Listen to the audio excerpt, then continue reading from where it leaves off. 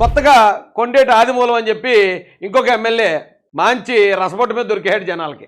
తెలుగుదేశం పార్టీలో ఉండి ఎప్పుడైతే ఒక మహిళ బయటకు వచ్చి పలానా ఆదిమూలం కొండేటి ఆదిమూలం సోన్స్ అని ఎప్పుడైతే చెప్పిందో, దానికి సంబంధించిన వీడియో ఆధారం ఎప్పుడైతే చూపించిందో, 1 గంటలో సస్పెండ్ అయిపోయాడు అంతే. ఒకే 1 గంటలో. అయితే ఆవిడ మాట్లాడిన మాటలు కూడా వినిపిస్తాను నేను. నాకు ఆవిడని ఏదో బయటికి ఎక్స్పోజ్ చేయాలను, లేకపోతే ఆవిడ చెప్పింది తప్పో రైటో అని ప్రజలకు తెలియజేయాలనే ఉద్దేశం లేనే లేదు. ఎందుకంటే అయిపోయింది ఆ కథ. ఎప్పుడైతే మా పార్టీ ఆయన సస్పెండ్ చేసిందో, మేము ఆయన వెనకేసి రావాల్సిన పని లేదు, ఆయన్ని తిట్టాల్సిన పని లేదు, ఆయన మీద ఎవరైతే ఆరోపణలు చేశారో ఆవిడ గురించి విశ్లేషణ చేయాల్సిన అవసరం నాకు లేదు. కానీ ఒక బాధ్యత గల పౌరుడిగా ఆవిడ మాటలు సమాజానికి వినిపించి దానిలోని కొన్ని వాస్తవాలు కూడా తెలియజేయాలనుకుంటున్నానండి నేను.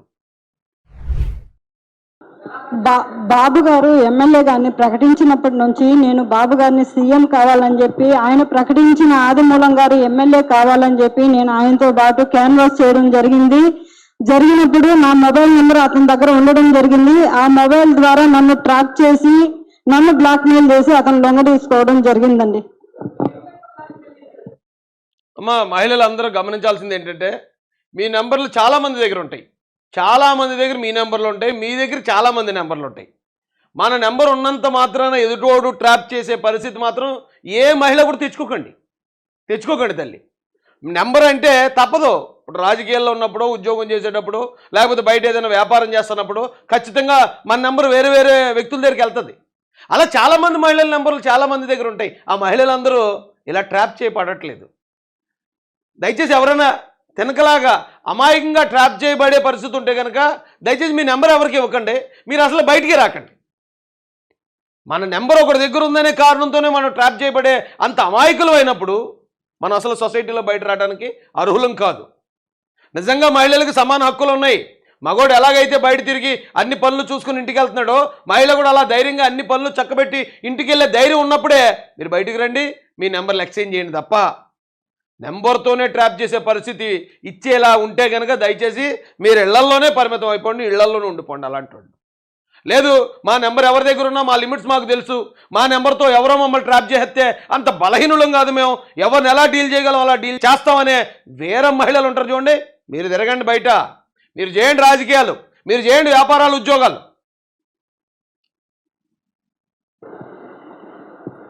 నువ్వు కానీ నా దగ్గరికి రాలేదంటే మీ హస్బెండ్, మీ పిల్లలు ఇద్దరిని నేను చంపేస్తానని చెప్పి నన్ను బ్లాక్మెయిల్ చేసేవాడండి. ఇలాంటి బ్లాక్మెయిల్ కూడా రావచ్చండి. ఆ బ్లాక్మెయిల్ కూడా తట్టుకునే వాళ్ళు అయితేనే మీరు బయట తిరగండి. ఒకవేళ నిజంగానే ఫోన్ చేసి నీ భర్తని నీ పిల్లల్ని చంపేస్తానంటే మీరు ఇమ్మీడియట్గా మీరు లొంగిపోయే మనుషులైతే మీరు అసలు బయటికే రాకండి అమ్మా.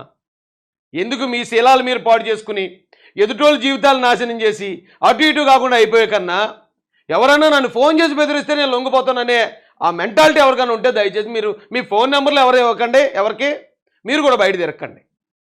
ఈ మహిళా లోకానికి చెప్తున్నాను నేను. అంటే ఈ కేస్ స్టడీని మనం ఒక ఎగ్జాంపుల్గా తీసుకుని మిగతా మహిళల్ని చైతన్యం చేయాలని నిర్ణయించుకున్నానండి ఈరోజు. మీకు విలేజ్ పరంగా కానీ మీ మండల పరంగా కానీ ఎటువంటి లబ్ధులు కూడా నీకు చేరనివ్వనని చెప్పి నాకు బెదిరింపులు మొదలయ్యాయండి. ఎమ్మెల్యే అయిన తర్వాత భీమాస్ ప్యారడైస్ తిరుపతికి రావాలని చెప్పి కోరగా, నేను ఎమ్మెల్యే గారు ఏదో అర్జెంటుగా రమ్మంటా ఉన్నాడని చెప్పి నేను కార్ బుక్ చేసుకొని అక్కడికి వెళ్ళడం జరిగింది. రూమ్ నెంబర్ 109 జూలై 6వ తారీఖు రోజు నేను అక్కడికి వెళ్ళడం జరిగింది. అక్కడ ఎవరూ లేదు, ప్రశాంతంగా ఉన్నింది. ఎమ్మెల్యే గారు మాత్రమే రూమ్లో ఉన్నారు. నేను వెంటనే రూమ్లోకి వెళ్ళడం, నా పైన బలాత్కారానికి పాల్పడిన తర్వాత నేను అతనికి, ఒకవేళ మీకు ఎవరి మీద అనుమానం ఉంటే, ఆ వ్యక్తులు మంచోళ్ళు కాదని మీకు అనిపించినప్పుడు దయచేసి ఒంటరిగా ఎవరైనా ఫోన్ చేస్తే వెళ్ళిపోకండి. మీరు వెళ్ళిన చోట ఎవరూ లేకుండా, అక్కడ ఎవరో మనుషులు లేకుండా ఎవరో ఒకడో ఇద్దరు అలా ఉన్న పరిస్థితుల్లో దయచేసి మీరు లోపలికి వెళ్ళిపోయి తలుపులు వేసేసి గెల్లెట్టేసే పరిస్థితులు ఇవ్వకండి. ఎందుకంటే అక్కడికి వెళ్ళి ఆ రూమ్లోకి వెళ్ళి ఆ లోపలికి వెళ్ళి మాట్లాడిపోతే వాళ్ళు ఏం చంపారు. ఏమంటే ఇక్కడ మీరు ఒంటరిగా ఉన్నారు, ఇక్కడ నేను ఉండటం కరెక్ట్ కాదు, ఏమన్నా ఉంటే కనుక పార్టీ ఆఫీస్లో మాట్లాడుకుందాం, లేదా మీరు బయటకు వస్తారు బయట మాట్లాడుకుందాం, క్యాంప్ ఆఫీస్లో మాట్లాడుకుందాం అని చెప్పి వెళ్ళిపోండి. తప్ప ఎవరైనా మగోడు ఒంటరిగా ఉన్న చోట, అది కూడా హోటల్ రూమ్స్ లాంటి రూమ్స్లోకి వాళ్ళు పిలిచారు, ఫోన్ చేశారని ఒకే ఒక కారణం పట్టుకుని వాళ్ళు ఎక్కడికి రమ్మంటే అక్కడికి వెళ్ళిపోకండి. అక్కడ పరిస్థితులు చూసి కూడా ఆ లోపలికి వెళ్ళి తలుపేసి గడబెట్టే అవకాశాన్ని అస్సలు ఇవ్వకండి. దానికి లొంగిపోవడం జరిగింది. జరిగిన తర్వాత ఈ విషయం నేను వెంటనే రూమ్లోకి వెళ్ళడం నా పైన బలాత్కారానికి పాల్పడిన తర్వాత నేను అతనికి లొంగిపోవడం జరిగింది. జరిగిన తర్వాత ఈ విషయం ఒకవేళ ఎవడైనా అలా బలాత్కారం చేయడానికి మీ మీదకి వచ్చినా వీలైనంత ప్రతిఘటించండి, కొట్టండి, తోసేయండి, అవసరమైతే ఏదైనా చేతు దొరికి ఇచ్చి చంపేయండి, లొంగిపోకండి. దయచేసి అలా లొంగిపోయి మీ జీవితాల్ని, మీ శీలాల్ని, మానాల్ని నాశనం చేసుకోకండి. ఎక్కడైనా బయట చెప్పావంటే నేను చంపేస్తాను, నీ కుటుంబాన్ని చంపేస్తాను అని చెప్పి బెదిరించడం జరిగింది. అందువల్ల నేను ఎవరికి చెప్పుకోకుండా నేను సైలెంట్గా ఉండిపోయాను. మళ్ళీ అంత ఘోరం జరిగిన తర్వాత ఎవరైనా మహిళలు జనరల్గా చాలామంది అయితే ఏంటి ఇంత దారుణం జరిగిందని చచ్చిపోతారు, లేదా ఇలా చేసిన వాడికి ఖచ్చితంగా శిక్ష పడాలని డైరెక్ట్ పోలీస్ స్టేషన్ పరిగెడతారు. ఎందుకంటే అలా జరిగిన వెంటనే టెక్నికల్గా కానీ మెడికల్గా కానీ ఎవిడెన్స్లు ఉంటాయి. ఆ ఎవిడెన్స్లతో ఇమీడియట్ కేసు పెడితే అది వెంటనే రేప్ కేసు అవుద్ది, అతన్ని అరెస్ట్ చేస్తారు. ఎందుకంటే ఇది వైసీపీ గవర్నమెంట్ కాదు, ఇది తెలుగుదేశం ప్రభుత్వం, ఇది తెలుగుదేశం కూటమి ప్రభుత్వం. చంద్రబాబు నాయుడు గారి గురించి అందరూ తెలుసు. తప్పు చేస్తే ఆడియడం చూడ్డు, ఆయన చాసి పెట్టి పీకుతాడు ఒకటే దెబ్బ. ఇక ఇప్పుడు ఆదిమూలం పరిస్థితి ఏమైందో అదే అవుతుంది. అలాంటి పరిస్థితులప్పుడు అలా మీ మీద ఎవరైనా మీకు ఇష్టం లేకుండా అంత బలాత్కారం చేసినప్పుడు డైరెక్ట్గా పోలీస్ స్టేషన్కి వెళ్ళి కంప్లైంట్ ఇవ్వండి. కంప్లైంట్ ఇస్తే వాళ్ళు వెంటనే మిమ్మల్ని హాస్పిటల్కి రిఫర్ చేస్తారు. హాస్పిటల్కి వెళ్ళి మెడికల్ టెస్టులు చేయించుకోండి. అవన్నీ మీకు ఆధారాలు ఉంటాయి. ఖచ్చితంగా మీ మీద ఇలా చేసినోడికి శిక్ష పడుతుంది. రేపొద్దున ఇంకెవడో కూడా అలాంటి పని చేయకుండా ఉండే అవకాశం వస్తుంది. వాళ్ళు తప్పు చేస్తారు, మిమ్మల్ని బెదిరించేస్తే బెదిరిపోకండి. మిమ్మల్ని చంపేస్తామంటే అది మీ మనసులోనే దాచేసుకోకండి అమ్మా, అది మంచి పద్ధతి కాదు. అది మళ్ళీ ఇంకొకసారి ఫోన్ చేసి నువ్వు కానీ రాలేదంటే నేను మళ్ళీ నీ కుటుంబాన్ని, నీ భర్తని చంపేస్తానని చెప్పి నన్ను బెదిరించడం జరిగింది. బెదిరించడం ద్వారా నేను మళ్ళీ అక్కడికి భీమా స్క్వేర్ డేస్కి వెళ్ళడం జరిగింది. ఇది మాత్రం అస్సలు చచ్చినా చేయకండి, అవసరం చచ్చిపోండి. నిజంగా మళ్ళీ ఫోన్ చేసి నిజంగా నువ్వు మళ్ళీ రాకపోతే నీ భర్తని పిల్లల్ని చంపేస్తానని మళ్ళీ ఆల్రెడీ రేప్ చేసినాడు, ఆల్రెడీ మీకు ఇష్టం లేకుండా ఇచ్చేసినాడు, మళ్ళీ ఫోన్ చేస్తే ఆవు పులి కథలో ఆవు వెళ్ళిపోయినట్టు వెళ్ళిపోకండి. ఆవు వెళ్ళిపోయినట్టు మళ్ళీ ఎన్నిసార్లు రేప్ చేయించుకుంటారు? ఒకసారి రేప్ అనేది ఆడ మనిషికి, ఆడపిల్లకి అది ఆల్మోస్ట్ చావుతో సమానం. ఆ రేప్ జరిగిన తర్వాత కూడా మళ్ళీ బెదిరిస్తున్నాడని మళ్ళీ రేప్ చేయించుకుంటారా? అలా మాత్రం ఎవ్వరూ చేయకండి. ఏమో ఈవిడ విషయంలో పాపం విధి అలా జరిగింది, దాన్ని మనం మార్చలేము. కానీ ఈ పరిస్థితిలో ఎవరైనా ఉంటే మాత్రం సచ్చినా చేయకండి. అవసరమైతే అని చంపేయండి, లేదా మీరు చచ్చిపోండి, పోలీస్ స్టేషన్కి వెళ్ళండి, ఏదైనా చేయండి. కానీ మళ్ళీ వెళ్ళి రేపు మాత్రం చేయించుకోకండి.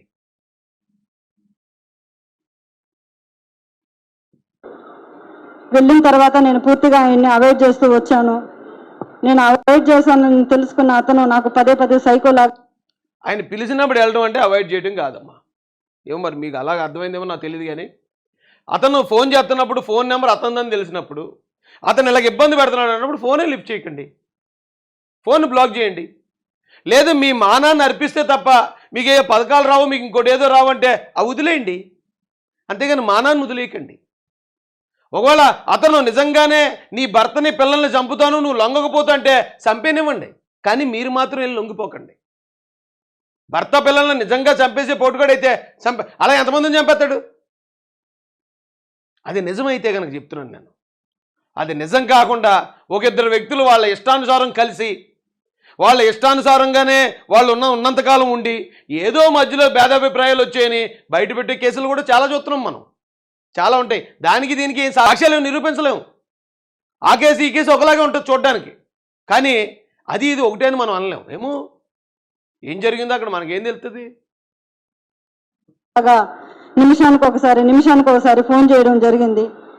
అది గుర్తించిన నా భర్త ఎమ్మెల్యే నీకు ఎందుకైతే ఇన్నిసార్లు కాల్ చేస్తున్నాడని చెప్పి నా మొబైల్ ఇంచేసి నన్ను కొట్టడం, నన్ను బెదిరించడం చాలా చేశాడు. చేసిన తర్వాత నేను ఆ బాధను భరించలేకుండా నాకు ఆల్రెడీ 2 సార్లు రేప్ జరిగిన తర్వాత కూడా భర్తకు చెప్పకుండా ఉండకండి.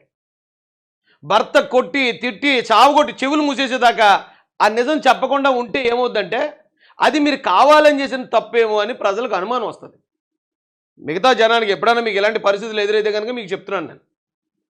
భర్త కొట్టి తిట్టి చావుకొట్టి చెవులు మూసేసేదాకా చెప్పలేదంటే అది ఎలా అర్థమవుతుందంటే ఇష్టపడి చేసిందేమో, వాళ్ళ దొరికేసిన తర్వాత చెప్పట్లేదేమో, అందుకే భర్త అలా చావుకొట్టి చెవులు మూసేస్తున్నాడు, అని ప్రజలు అపార్థం చేసుకునే అవకాశం ఉంది. అమ్మా అలా ఉండకండి ఎవరని. నాకు జరిగిన బాధని నేను ఆయనతో వివరించడం జరిగింది. వివరించినప్పుడు నా భర్త ఇలానే నీకే జరిగిందా, చాలా మందికి జరిగిందా అన్నప్పుడు చాలా మహిళలు, గవర్నమెంట్ ఎంప్లాయీస్ కూడా ఉన్నారు ఇందులో, మహిళలు చాలా మంది బలైపోతున్నారు చెప్పాను. నేను చెప్పినప్పుడు ఆయన సూచించాడు నన్ను, చాలా మంది మహిళల్ని కాపాడుకొని మనం బ్రతకాలి, మనం కాపాడుకోవాలని చెప్పి ఆయన నాకు ఒక పెన్ కెమెరాని అరేంజ్ చేసి ఇవ్వడం జరిగింది. జరిగిన తర్వాత ఆగస్టు 10వ తారీఖు భీమా డేస్కు 1:30 వెళ్ళడం జరిగింది. అక్కడ జరిగిన కామ క్రీడలను నేను రికార్డ్ చేసుకొని తీసుకొచ్చి నా భర్త. అన్నిటికన్నా పెద్ద దరిద్రం ఏదంటే ఇదే. ఈ ఈ ఈ సీన్లో అన్నిటికన్నా పెద్ద దరిద్రం, మొదటిసారి ఆవిడ్ని అతను రేప్ చేశాడు, రెండోసారి మళ్ళీ బెదిరించి మళ్ళీ రేప్ చేశాడు, మూడోసారి అయితే వాళ్ళ భర్తే ఆవిడ రేప్ చేయించాడు ఆడితో. ఎందుకంటండి ఎవిడెన్స్ల కోసం అట. ఈ పని మాత్రం అసలు ఏ భర్త చేయకండి. మీకు ఎవిడెన్స్ కావాలంటే వేరే వాళ్ళని ఎవరినన్నా పెట్టి జస్ట్ మిస్బిహేవ్ చేసేదాకా ఉండండి తప్ప కామక్రీడలు జరిగే విధంగా ప్రోత్సహించకండి రా. మీకు దండం పెడతాను రా. భర్తల స్థానంలో ఉండి భార్యని ఒకవేళ తెలియకుండా జరిగింది అని మా భర్తకు తెలియదు కాబట్టి ఓకే, కానీ తెలిసి మళ్ళీ ఆ భర్త మళ్ళీ భార్యను తీసుకెళ్ళి ఆ ఎమ్మెల్యే దగ్గర, బాబోయ్ ఏడ్రా బాబు ఇలా ఉన్నారేట్రా బాబు, అందుకేరా బాబు ఇలా అకాల వర్షాలు వరదలు వచ్చేసి జనాలు అంత చచ్చిపోతున్నారా బాబు, రే ఏడ్రీ దరిద్రమేట్రా, ఏడు సాక్ష్యం కోసం మళ్ళీ పెళ్ళని మళ్ళీ పడుకోబెడతారా? ఓరు నీ అమ్మ జీవితం, ఇదేం దారుణరా బాబు. అది సాక్ష్యం కోసం కాదు, బ్లాక్మెయిల్ చేయడానికనేమో వాళ్ళు అంటున్నారు. అలా చేయకండి రా బాబు. అలా ఆ పరిస్థితి ఎవరికైనా అలా చేయకండి రా బాబు. వీళ్ళేమో వీళ్ళ గొడవ వదిలేద్దాంలే మనం, కానీ ఇంకెవ్వడు చేయకండి రా బాబు అలాగా. అది అన్నిటికన్నా దరిద్రం ఇదే ఈ సీన్లో. భర్తకి ఇవ్వడం జరిగింది. అటు తర్వాత నేను మంగళగిరి పార్టీ ఆఫీస్ గారికి, పెద్దబాబు గారికి, చిన్నబాబు గారికి ఇద్దరికి నేను తెలియజేయడం జరిగింది. వాళ్ళ ద్వారా మాకు పిలుపు వస్తుందని ఇన్ని రోజులు వెయిట్ చేశాము. తర్వాత ఈ విషయం ఆయన తెలుసుకుని నన్ను బ్లాక్మెయిల్కి గురి చేయడము. మా పెద్దబాబు గారు, చిన్నబాబు గారు ఆల్రెడీ యాక్షన్ తీసుకున్నారమ్మా. ఇక నువ్వు ధైర్యంగా ఉండొచ్చు. నీకు రాష్ట్ర ప్రభుత్వం నీకు అన్ని రకాల రక్షణ కల్పిస్తుంది. కానీ రేపు పొద్దున మళ్ళీ ఇంకొకటి నిన్ను నీ ఫోన్ నెంబర్ మాత్రం ఎవరికి ఇవ్వకు. ఇస్తే మళ్ళీ నీ ఫోన్ నెంబర్ ఫోన్ చేయి, మళ్ళీ నీ భర్తని పిల్లలు చంపేస్తానంటాడు ఇంకోటి గ్యారంటీగా. ఇంకా అలా ఎంతమందితో నువ్వు లొంగిపోవాల్సి వస్తుందో దయచేసి నీ ఫోన్ నెంబర్ ఇంకెవరికి ఇవ్వకుండా నువ్వు ఇంట్లోనే ఉండు. ఒకవేళ మళ్ళీ ఇలా జరిగిందంటే మళ్ళీ మీ ఆయన మళ్ళీ ఇంకొకసారి మళ్ళీ ఎవిడెన్స్ అంటాడు. ఎవిడెన్స్ అంటే అది ఇంకా దరిద్రం. ఇది విన్నవాళ్ళకమ్మా ఎలా ఉందంటే నిజంగా నీ యాంగిల్ ఇది ఓకే, ఒక ఆడపిల్లగా నువ్వు పడ్డ బాధ అర్థమవుతుంది మాకు. కానీ కొంతమంది ఏమంటారంటే ఆల్రెడీ సోషల్ మీడియాలో జరుగుతుంది అది కూడా. లేదు లేదు ఇదంతా బ్లాక్మెయిల్, ఇద్దరు మేజర్లు వాళ్ళిద్దరు కావాలని జరిగిన పని ఇది. కావాలని జరిగి అతను ఎమ్మెల్యే అయ్యాడు కాబట్టి అతను నేను బ్లాక్మెయిల్ చేయడానికి మళ్ళీ ఆ తర్వాత వీడియో తీశారు. వీడియో తీసి ఇప్పుడు ఆ ముందు జరిగిన అన్నీ కూడా రేపులు అంటున్నారు వీళ్ళని చెప్పి మళ్ళీ చేస్తున్నారు. కొంతమంది వైరల్ చేస్తారు, ట్రోల్ చేస్తున్నారు. ఏది నమ్మాలో తెలియని పరిస్థితి. ఎందుకంటే నువ్వు నిజంగా ఒక మైనర్ బాలికవు అనుకో, నీ నోట్లో గొడ్లు కుక్కేసి నిన్ను ఒకవేళ నువ్వు ఎవరికైనా చెప్తే చంపేస్తానంటే నువ్వు మైనర్ బాలికవు కాబట్టి నువ్వు భయపడిపోయావంటే అర్థం ఉంది. నువ్వు మైనరు కాదు, నీకు పిల్లలు ఉన్నారు, భర్త ఉన్నాడు, నీకు అన్నీ తెలుసు. ఇప్పుడు నేను చూస్తూ ఉంటేనే నీ ఏజ్ అబోవ్ 30 ఉంటే తప్ప బిలో 30 అయితే ఉండవు. అలాంటి పరిస్థితుల్లో కూడా ఒకసారి కాదు, 2 సార్లు కాదు, 3 సార్లు అలా కంటిన్యూగా జరిగి అది నాకు తెలియదండి అది రేప్ అండి అంటే ఎవరు నమ్మరమ్మా. ఎందుకంటే ఇప్పుడు నువ్వు ఒకవేళ రేప్ కేసు పెట్టినా ఎవిడెన్సులు తెద్దామని మొత్తం చెక్ చేసినా కానీ ఏ ఎవిడెన్సులు ఉండవు అక్కడ. ఎవిడెన్సులు లేనప్పుడు రేప్ కేసు ఎవరన్నా ఎలా పెడతారు? పైగా కామక్రీడలో నువ్వే అన్నావు. కామక్రీడలు అంటే ఇద్దరు బోత్ పార్టీస్ యాక్సెప్ట్ చేసి జరిగేది. యాక్సెప్ట్ చేసి జరిగేది అది నేరం కాదని సుప్రీంకోర్టు చెప్పింది. అందుకే కదా మా దువ్వాడు తెగరెచ్చిపోతున్నాడు. అది అసలు కాదు అది. కానప్పుడు ఇలాంటి పరిస్థితులు తెచ్చుకోకండి. ఓకే, తెలుగుదేశం పార్టీ ఉన్నతమైన లక్ష్యాలతో ఉన్నతమైన ఆశయాలతో ఉంటుంది కాబట్టి సస్పెండ్ చేసింది అన్న. అదే వైసీపీ అయితే తిరిగి నీ మీద ఇప్పుడు సినిమాలు రిలీజ్ అయిపోను, నీ మీద రిలీజ్ అయిపోను, అతను సేఫ్గా ఉంది పార్టీలో.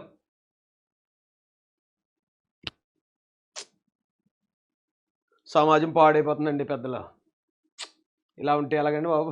రేపు పొద్దున మన పిల్లలు ఏమి నేర్చుకుంటారో ఇలా ఉండి ఏ విలువలేయి పద్ధతులేయి పెద్దోళ్ళు చెప్పి పెంచే ఇదేది ఇలాంటివన్నీ చూస్తే మళ్ళీ అన్ని మీడియాలోనే ఇదే టాపిక్.